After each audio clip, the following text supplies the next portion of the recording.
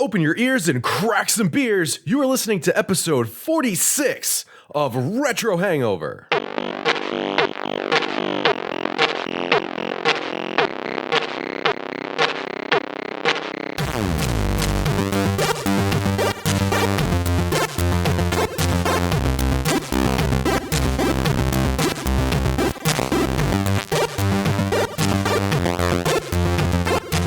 Internet, welcome back to Retro Hangover on the streaming service of your choice.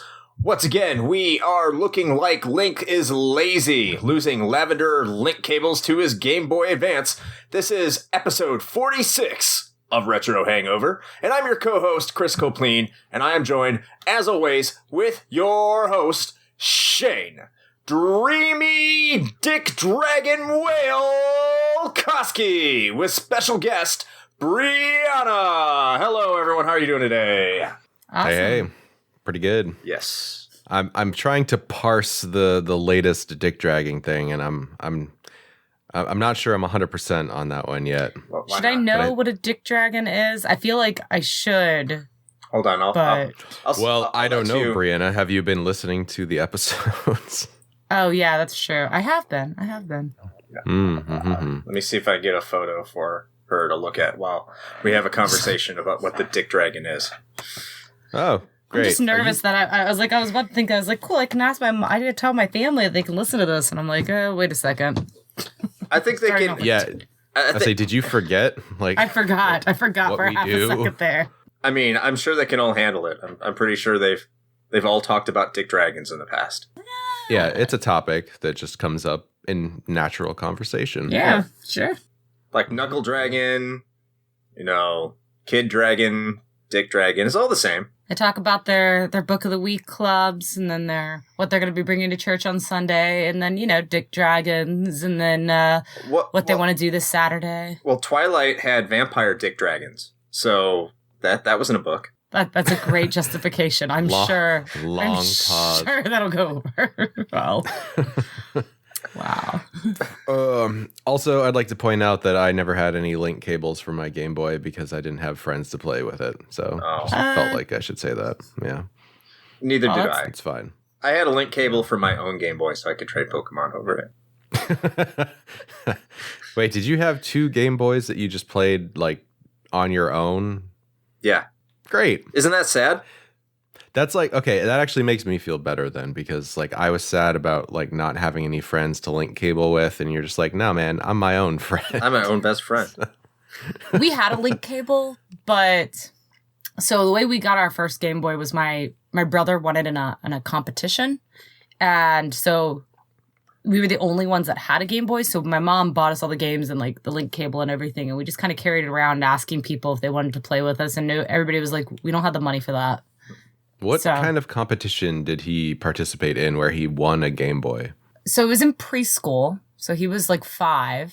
And I think he like sold the most magazines or something. It was some kind of fundraiser for the school. And like the grand prize for the person who sold the most was they got a Game Boy.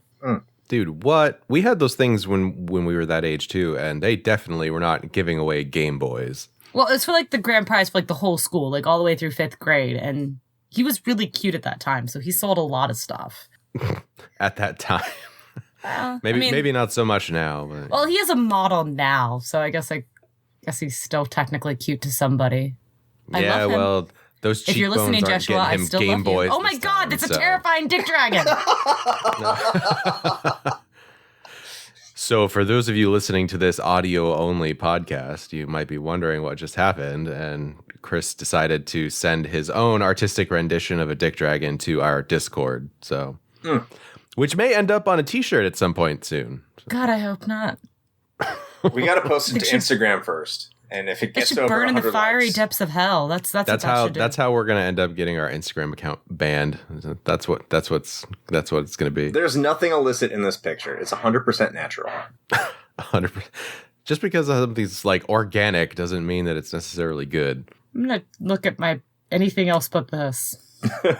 So, just briefly, it may be a while. It's been a while since you've been on, Brianna. So, if you could please reintroduce yourself so people know who you are. Oh, yeah. My name is Brianna Wilson.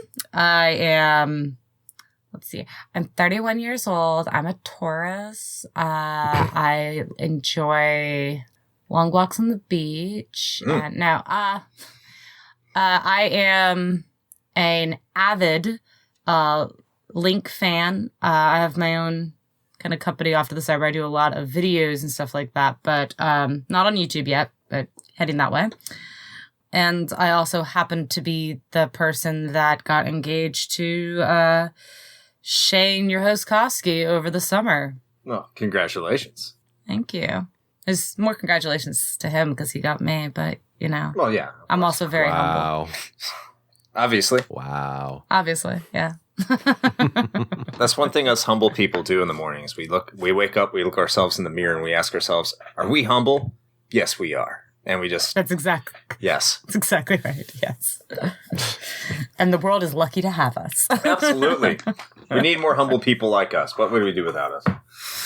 Yes. As we are our own best friend and walk around with our link cable asking people to play with us to random strangers. No, I do ask the stranger.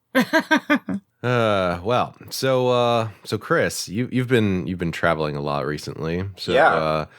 What have you been up to? Have you had any time to get any gaming in, or has it been just a lot of boring work stuff? Both. So actually the past week has been pretty interesting. Well, not so much the past week, but in any case, I finished Final Fantasy 15, and there's a rapid fire. Good. The nightmare is over. Yeah. Well, it wasn't a nightmare up until like the last fifth of it, then it just became trash. Rapid fire review is up for patrons, and started playing Parasite Eve. And that game's fun. I've gotten about 4 hours into it, which means I'm about 60-70% done with that game, which is nice because it's short. And I could use a short RPG, so that's cool. All right, what platform is that on again? PlayStation 1. PS1. Okay, I might have to check that out. We've talked about this before, but we're definitely at that point in life where a shorter, more succinct game experience is like a huge bonus now. Like if I can get into and out of a game like in 5 to 10 hours or something, that is prime. Yeah, it was actually one of the knocks against it back in the day because it was so short. You're going from Final Fantasy VII to Parasite Eve, and it's like, it's like everybody had a raging hard on for like 80-hour JRPGs or whatever, which at this point are just like, ain't nobody got time for that. Yeah, I know that everyone says aging isn't a thing in video games, but this game has aged perfectly. It's amazing. So hopefully I can get that done at some point. I also have a paper due tomorrow that I haven't started yet. That's supposed to be 1,200 words or something like that. So I look forward to... Yeah, that's... No. And then someone stole my credit card information while I was in Tennessee. So I had to go and get that all taken care of today. Yeah, I got a text message on my phone last night that says, hey, did you spend $20 at a Kroger? I'm like, we don't even have a Kroger around here. What the hell are you talking about? So like they call me up and they're like, hey, just again, did you spend $20 at a Kroger? I'm like, first of all, there are no Krogers here. Second of all, where the fuck was this Kroger? Oh, it was in Indiana. I'm like, never heard of her, man. No, cancel that shit now. So apparently they were... Bright side, at least it was $20 and not like... So here's the thing. The reason they knew to decline is because they got a purchase of gas before they tried to spend the $20. So they don't know how much they charged in gas. But they're going to credit me back all that. Yeah, see, that's interesting because you always think that if your credit card's going to get stolen or something, that you're going to suddenly see like thousands of dollars in like extravagant charges. Like I had my number taken once and like I think they ended up spending like several $100s at a Best Buy somewhere or something like that. Yeah. What you're seeing nowadays, of course, is they go to the gas station first to make sure that the card works. And then they'll make more smaller purchases, and then they'll continue to make more and more purchases. And so it's harder to identify. Yeah, no, that's smart. But yeah, so hopefully I can find some time to play some Parasite Eve. Now, by the time you listen to this, all these trips will be over and shit. But next week I'm going to be going to DC. So that should be an interesting trip. And then I'll be home for a little while. Hooray. And so now it's on to you, Shane. What have you been doing? Yeah. So, well, we actually evacuated recently from our area for a few days, up to Tallahassee, or I suppose over to Tallahassee is more accurate. And basically, it ended up being for no reason. So if you've listened to the show for any amount of time, you probably know that we're kind of based out of northern Florida. Duval. I hate that so much. And so, the hurricane came through and basically did nothing here at all. We really had no impact whatsoever. Which is to not, downplay its impact in other places, because it definitely did have some pretty devastating effects, like in the Bahamas, for example. But for us, it was basically nothing. But we wanted to get out of here, just to make sure that we still had available power and Wi-Fi and AC and all that stuff, so that, I could still do my job, because even though there was a storm coming, we were, still need to work. So there was a lot of travel time in the past several days, but even with that, I'm still working through the new season of Diablo 3. I started up a witch doctor, and so I'm leveling that character up right now, having fun with that as usual. Got some more Rocket League time in, since my one Rocket League buddy is the person that we were staying with in Tallahassee. So played a lot of that. I brought my Switch with me for the trip, which was cool because that meant that I could play Rocket League on my main account, which is on my Switch, with him on his PS4. So I could sit on the couch with my Switch and he was playing on the TV on his PS4, and we were in a party together. So that was cool. But yeah, man, other than that, that's kind of really it right now. Just like some D3 and a little bit of Rocket League. And, and I suppose I would be completely remiss to not mention the fact that I'm now playing WoW Classic. That has been released. I'm surprised as of that the end of August. I'm surprised you came out of your hole to do the podcast today. Well, it was tough. But I'm here. I figured my character can wait for a little while. I've got like a level 24 orc rogue that I'm working on. And what's funny is, like, I remember several years ago, some of the folks from Blizzard, when they were asked about whether they'd ever do classic servers or whatever, was like a blanket no. And the answer famously was, well, you think you want that, but you don't. Sort of implying that it's a sort of a rose-colored glasses kind of effect, Turns out it's still really fun. Like, especially if you were there. Yeah. Well, especially if you were there in the beginning, like going back and playing it as it was then, it's still a really good time. And there's actually a lot of things that got streamlined and stuff over the years in WoW that I think were actually for the worse. So I've sort of indirectly also gotten like 3 or 4 of our other close friends kind of involved in this now. So he's actually been okay as a person who has to live with him. He has not gone down into the deep, deep dark hole of WoW and never to be seen again. Some of our friends, however. Oh no. Oh no. Yeah, well, one in particular who had never played WoW ever. This is basically him experiencing 2004 WoW for the first time, and I know what that was like. And he's taking that same trajectory of, like, I see him online in our Discord at like 2:45 in the morning, still playing. So, oh Jesus, we might have to stage an intervention. Thoughts and prayers for him. Yeah. Is that one of our patrons? No, it's not. Oh, okay. That's good. Yeah.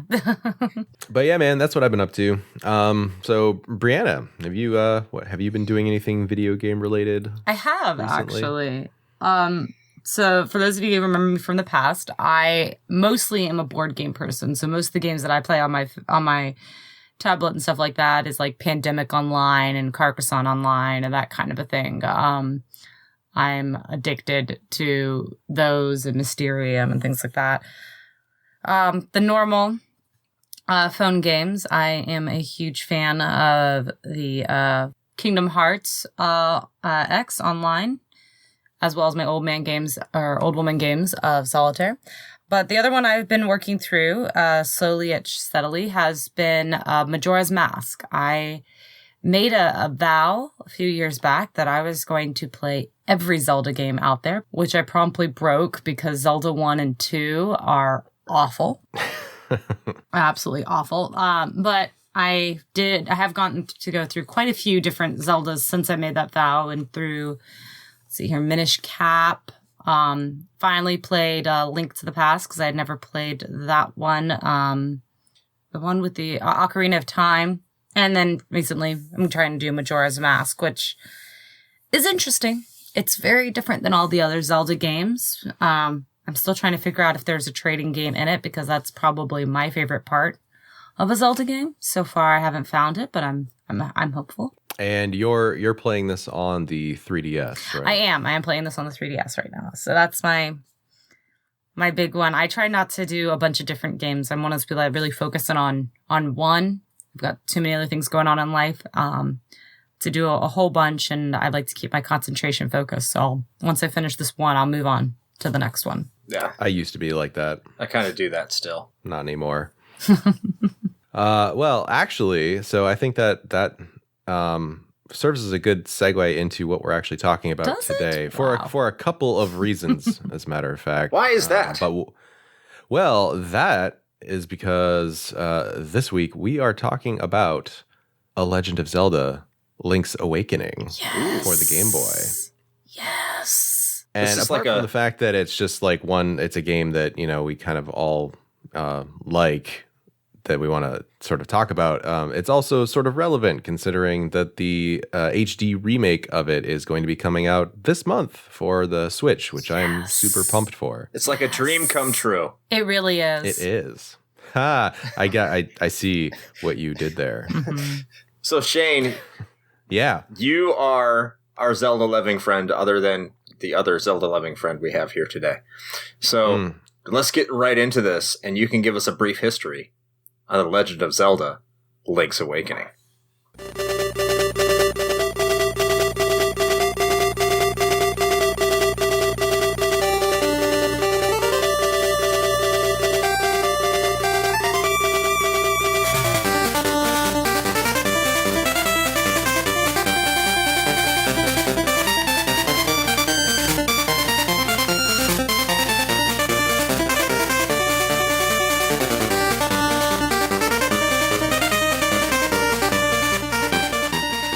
It's amazing what a little bit of initiative and creativity will do. One moment, you're staying after hours at work to experiment with some brand new hardware. The next, you've created a prototype of what would go on to be one of the most critically acclaimed games of all time.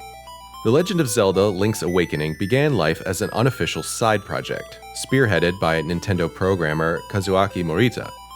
Morita-san began staying late at the office to develop a Zelda-like game, using one of the very first development kits for the Nintendo Game Boy. His intention was to learn more about the upcoming handheld's capabilities as a platform. Soon, other staff members of the Nintendo Entertainment Analysis and Development Division would join him on his late-night endeavors, working on the game in what they came to consider a sort of after-school club. Following the release and subsequent success of The Legend of Zelda: A Link to the Past on the Super Nintendo Entertainment System in 1991, director Takashi Tezuka sought permission to develop a handheld Zelda title. His original intention was for the title to simply be a port of A Link to the Past, but it would quickly evolve into a wholly original entry in the series. According to Tezuka-san's recollection, the early stages of development for Link's Awakening were very free-form and unrestricted, thanks in part to the experimental prototype produced by Morita-san's after-school club. Because of this, the game ended up including content atypical to a mainline Zelda title, such as the unauthorized cameos of notable characters from the Mario and Kirby series, just to name a couple. Early in the game's creation, A Link to the Past's scriptwriter, Kensuke Tanabe, was brought on board to fashion the basis of the game's story.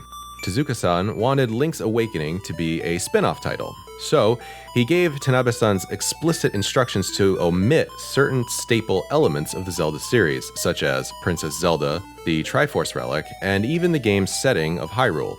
Consequently, Tanabe-san's proposed a world set entirely on an island, with an enormous egg sitting atop a mountain.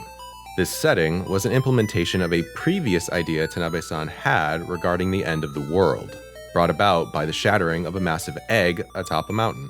an idea that was originally intended to be included in A Link to the Past.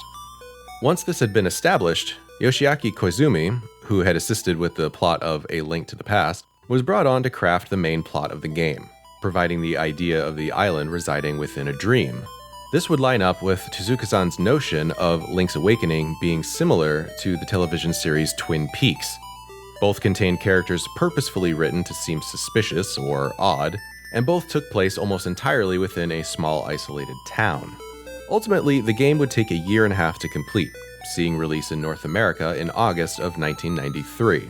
In support of the game's release stateside, Nintendo would sponsor a cross-country train competition known as the Zelda Whistle Stop Tour.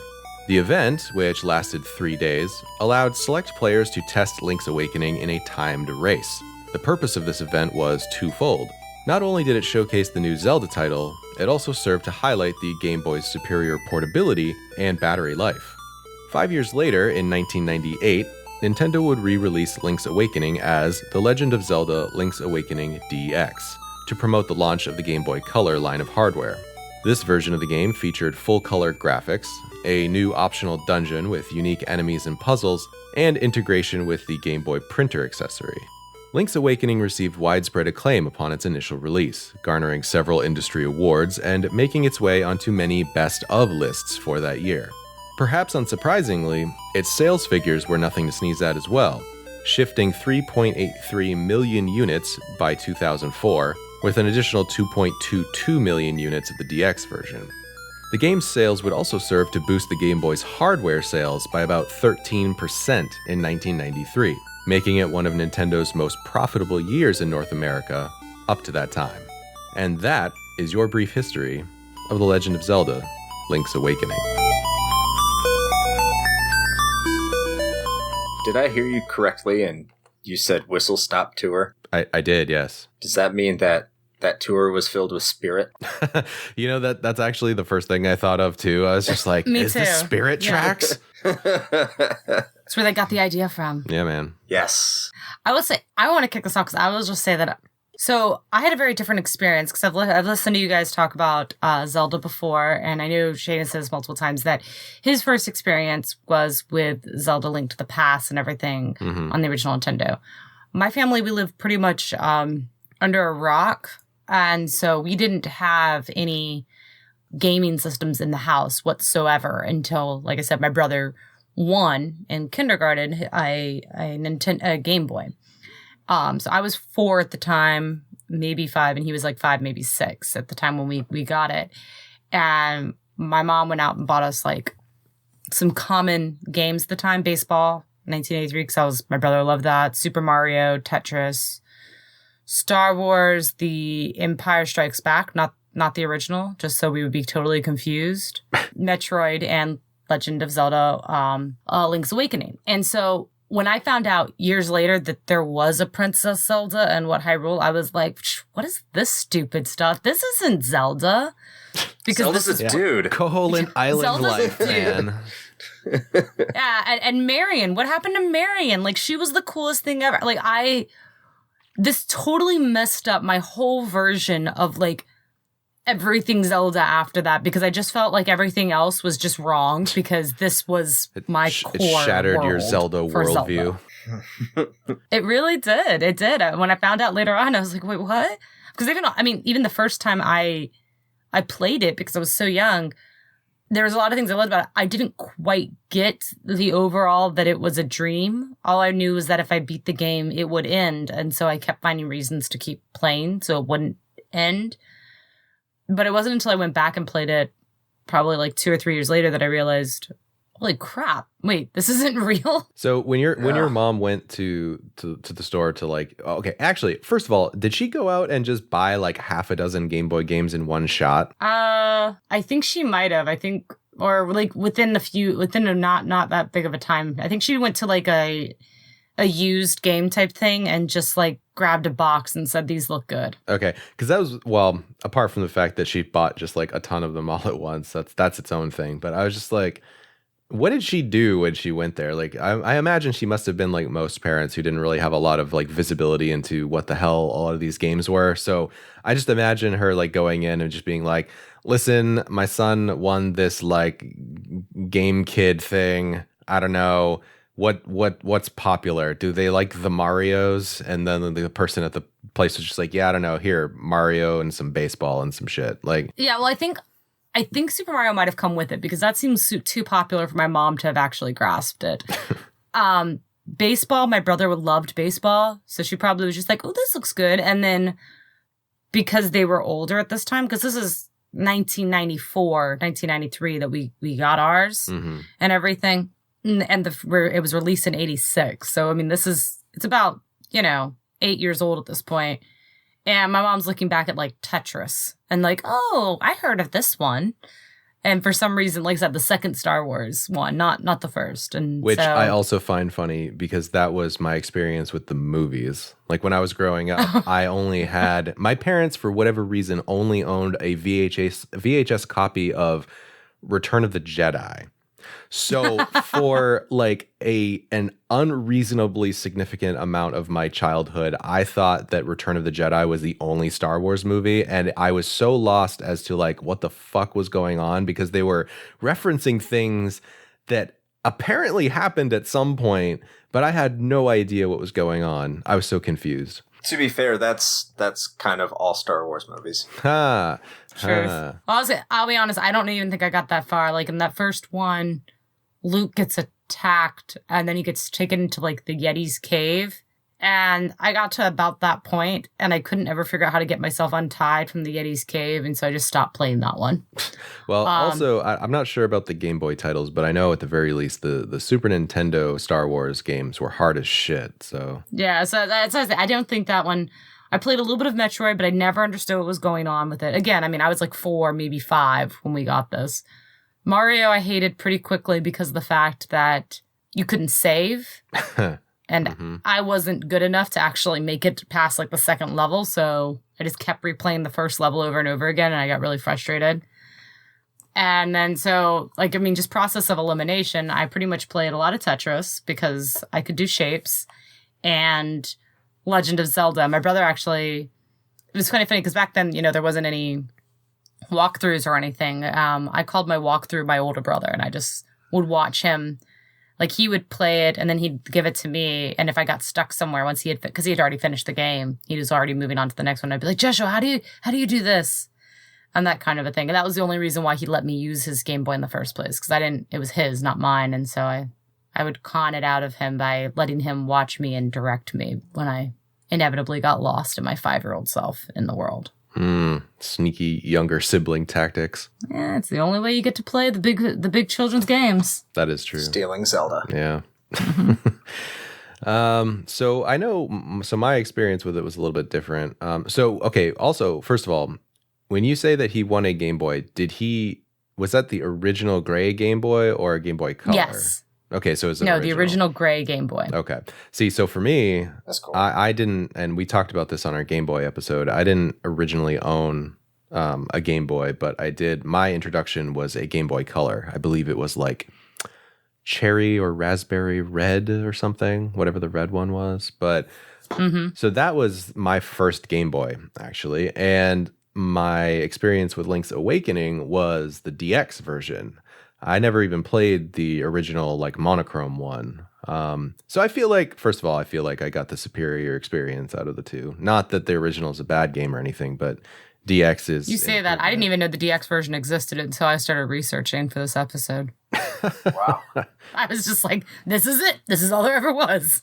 Nah, man. The DX version was pretty good. It, like we said, it had the optional dungeon, which was actually, it sort of took advantage of the fact that version was full color and it was the Game Boy Color and all that garbage, because the optional additional dungeon, like the puzzles were color based, which you couldn't do on a monochrome screen, of course. So that was kind of cool. I don't think you could even access those dungeons without the Game Boy Color. You can't. No, yeah, I feel a little bit cheated knowing that there was a dungeon I missed now. Well, technically you didn't miss it, because if you played the original version of the game, it was just never there to begin with. True, but I will say that's something I'm looking forward to with this new release, is getting to play the one dungeon I didn't get to do. For all we know, it'll be new content for all we know, they won't include the color dungeon in the remake. You shut your whore mouth. Then you'll never know. She called you. That's fine. This is our house dynamic. So, also, fun fact, at the end of that one, you got to choose a sweet, like, colored tunic. You got a red or a blue tunic for completing that dungeon. The red one would give you more attack power, and a blue one would give you more defense. Obviously, you go for attack power. Always attack. Yeah. So that was my introduction to Link's Awakening, was Game Boy Color. I remember many car trips where I was sitting in the back seat with my Game Boy Color playing through dungeons and Link's Awakening. It was a good time. It was fond memories. So my introduction, I'm actually going to be the odd one out. This is going to be more of like a Warcraft episode for me, but I actually happen to know more about this one than I did World of Warcraft. So I might be able to hang in the conversation. Okay. And well, my internet's cooperating for now. So I didn't play the original one either. Or at least I'll just say I didn't own it. I think I played it at a friend's house a couple times. I had a friend who had the original Legend of Zelda. Mm-hmm. And when the Game Boy Color came out and they had the Legend of Zelda DX, that's the one I got. I got it with Tetris DX and R-Type DX. Nice. I'm not sure if I got R-Type or not. I know I got Tetris and Zelda. So I played a little bit of Zelda and then went right back to Tetris and Pokemon, because that was the thing to be into. So I played it sporadically. I can't remember how much I played of it, really.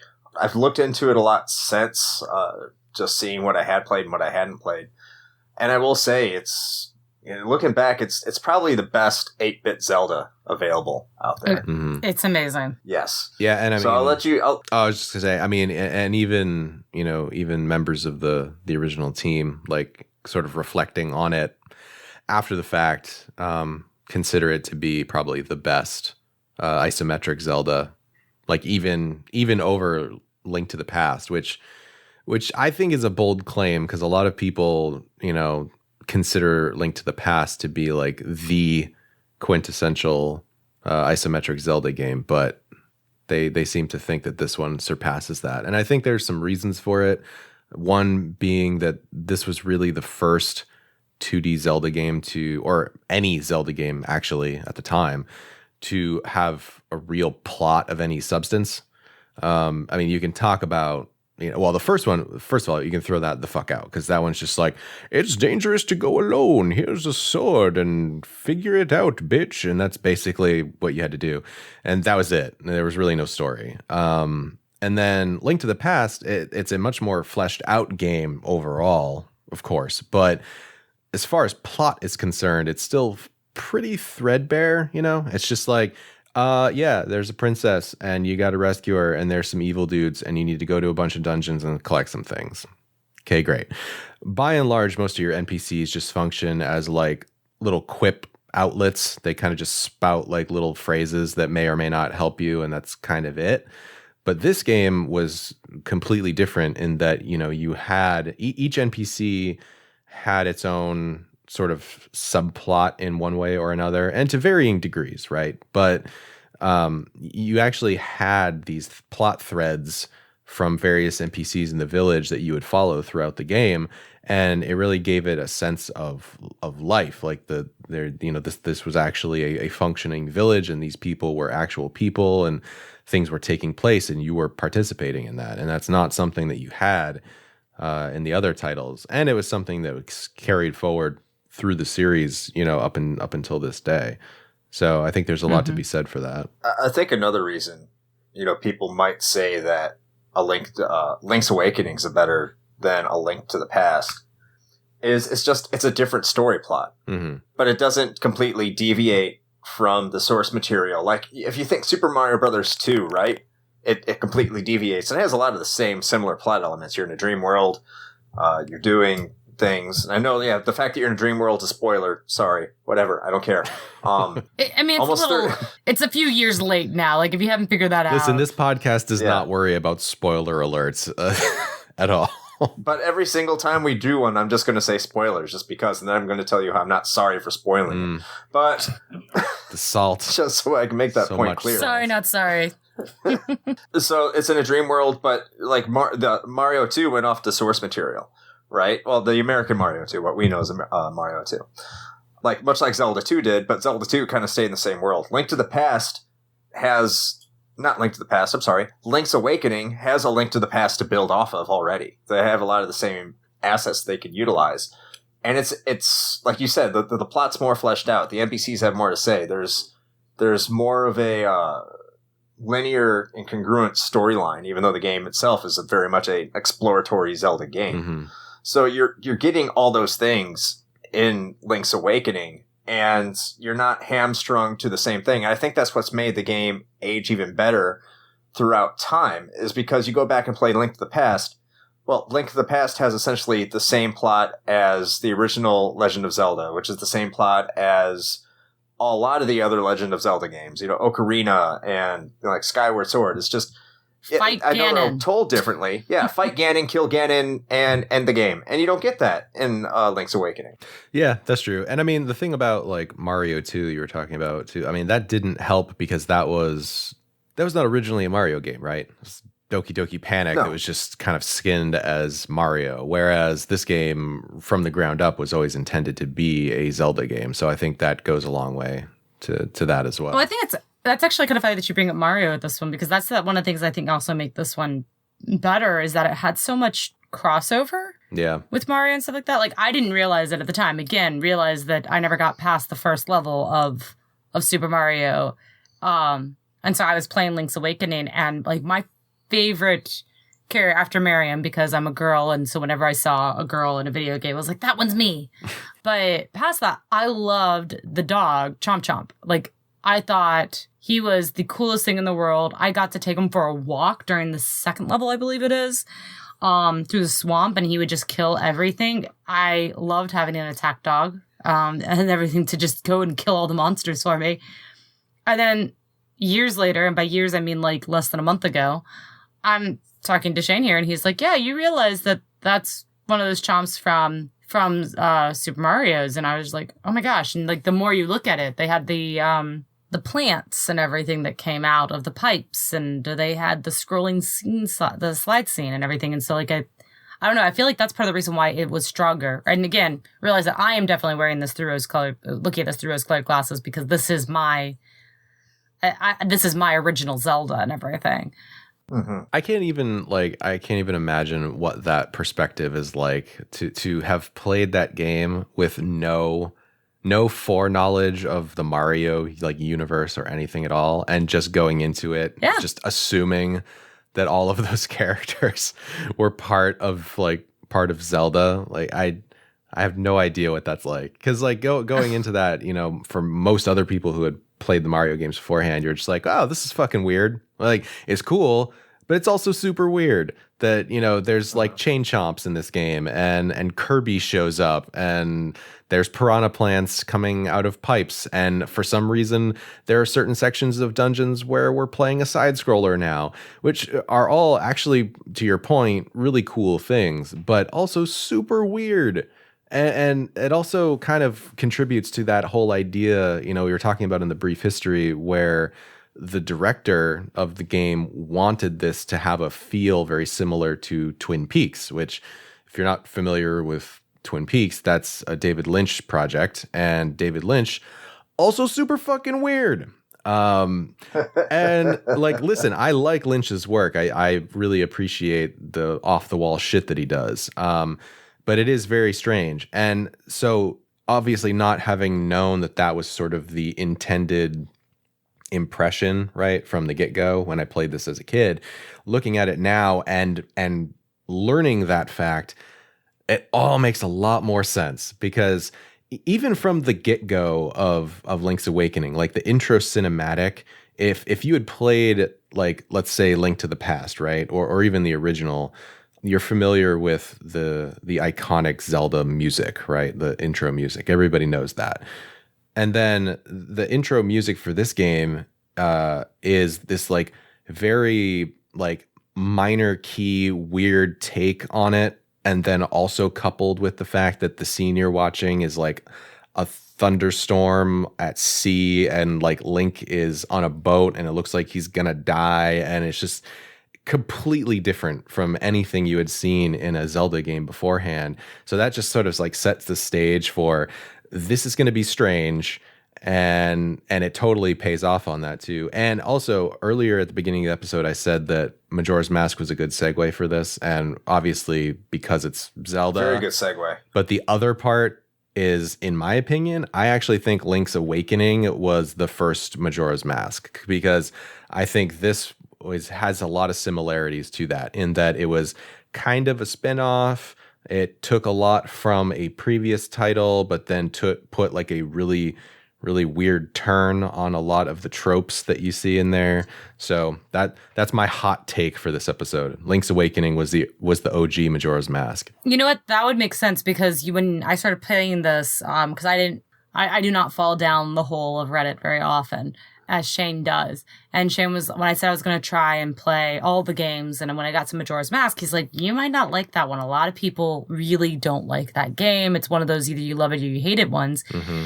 And so far, I have not hated it. I mean, like, I haven't gotten far enough into it because I'm still kind of figuring out the mechanics of the game and everything, to really, really speak on all the aspects of it. But I like it okay. And I think you're right. It's probably because I started with the weird. So when the weird continued, I'm like, yeah, no, this seems perfectly normal, you know? I was going to say the one weird thing about Link's Awakening is that with Majora's Mask, you do have kind of a divisive audience, where you have people that really don't like it or people that absolutely love it and think it's one of the best Zelda games ever made.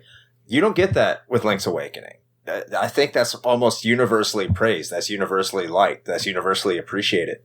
Even though it is the weird, even though it deviates from the typical Zelda expectations that you got from the first three Zeldas. Yeah. Well, I think that has to do with the fact, I'm going to put on my... for those of you who don't know, I am a English teacher outside of all of this. And to put on my English teaching cap, I think that speaks to the whole fact of the illusions in there. Because it has all of these little slight nods, like the side-scrolling and the chomp-chomps and all that jazz, to Super Mario, that even though it still plays like a Zelda game, like you're not having to deal with having to redo things like you do with Majora's Mask.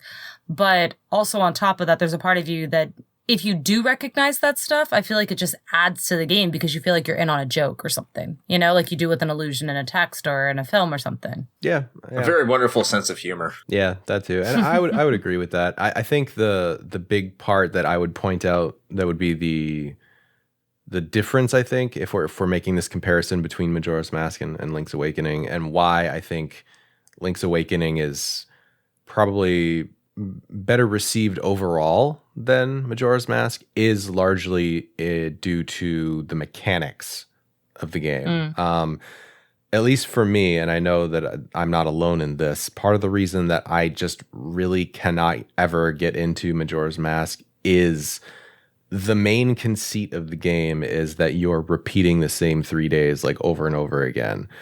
And that, to me, also, fun fact, I hate the movie Groundhog Day. Okay. And I know that, like, no, I'm serious. What? What? A lot of people. What is wrong with you? I love Groundhog This is the Day. shit that I get. Okay.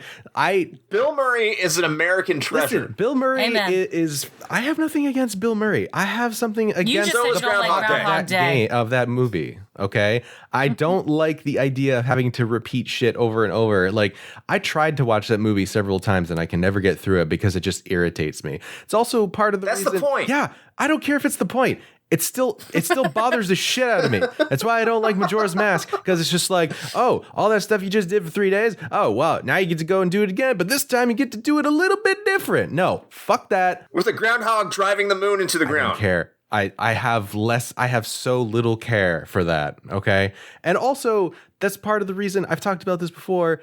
I also don't like Dead Rising because of the weird timing mechanics. Anything in a game Oh, that's where fair. like That's fair. you have this like a time restriction like that drives the game, I'm fucking out. I'm out. Because I want to experience a game at my own fucking pace. I don't want to have to deal with some creepy ass moon looming over me. What do you want? Why? Okay, we understand you hate Americana. Now please get back to talking. Yes, that's right. about I hate Zelda. America, just in general. I didn't say America.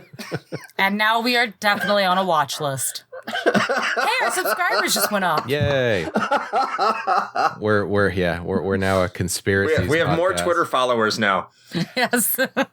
No, but that's all like joking aside. I think that actually might be part of why Link's Awakening is a overall a better received game, even though I think there are a lot of similarities to Majora. I think it's just because it's easier to get into, even though it is kind of off the wall. Yeah. Also, I'll be honest, the music just is amazing from that game. Tall Heights. Yeah. Which is impressive considering the composers that worked on this game. It was the first one they had ever done. Yeah, well, they kicked ass. They did. Who were the composers?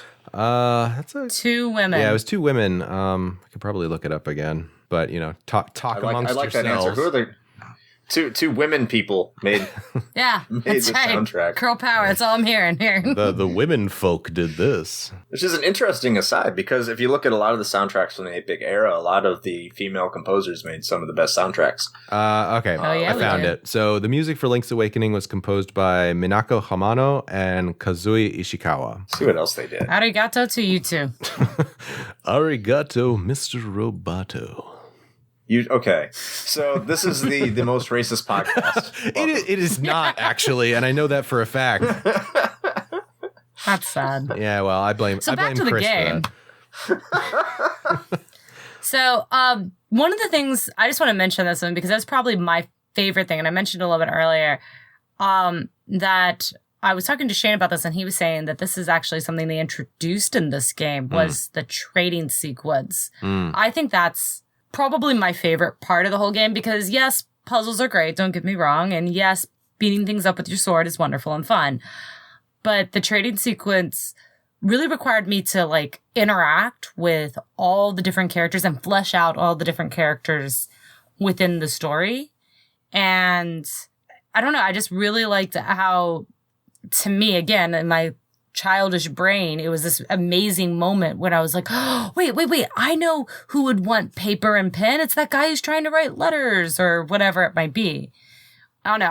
I thought the trading sequence is probably my favorites. And I think it's interesting how this side project of Zelda that wasn't allowed to use the Triforce or Hyrule or anything like that ended up making something that's pretty significant in all the Zelda games after. Actually, that reminded me when I was doing the research for this episode, part of that trading sequence quest that's in there, there was, because of course there's always changes, right, between like the versions of the game because America can't ever have anything nice because we're afraid of boobs or something. But there you go, hating Americana. Yeah, no, I'm on a tear, man. Let's bring down the system. But no, like during that trading sequence, you talk to a mermaid, and she gives you a scale from her tail in exchange for something else. I don't remember what it was, but apparently in the original Japanese version, she actually just straight up gives you her bra.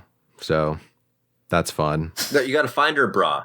She doesn't have her bra, and you have to go find it. Oh, is that what it is? Yeah, she won't come out of the water because she's missing her bra. And then you go to a fisherman, and then the fisherman, you go fishing, and then you fish the bra out. Okay. I knew it was related to that somehow. But yeah, we... I forgot what it is in America. Yeah, we didn't they really dumbed it down, though. Yeah.